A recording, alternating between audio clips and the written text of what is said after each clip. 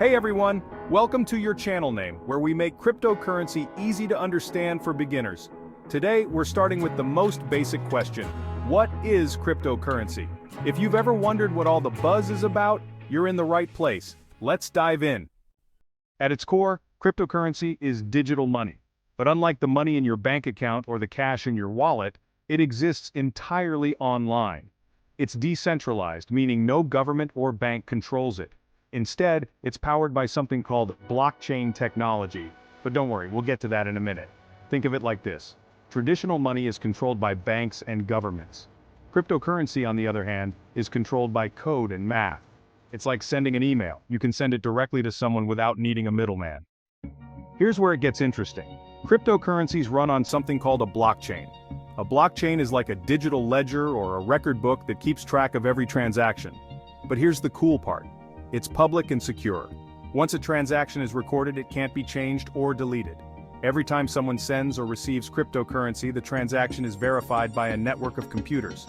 These computers solve complex math problems to make sure everything is legit. This process is called mining, and it's what keeps the system secure and trustworthy. Now you might be wondering, why was cryptocurrency created in the first place? Well, it was designed to solve some big problems with traditional money. For example, high fees for sending money across borders, slow transactions that can take days, and lack of control. Banks can freeze your account or limit your access.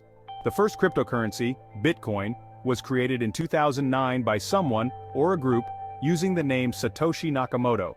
Their goal was to create a new kind of money that was fast, secure, and didn't rely on banks or governments. Bitcoin might be the most famous cryptocurrency, but it's just the beginning. Today there are thousands of cryptocurrencies, each with its own unique features.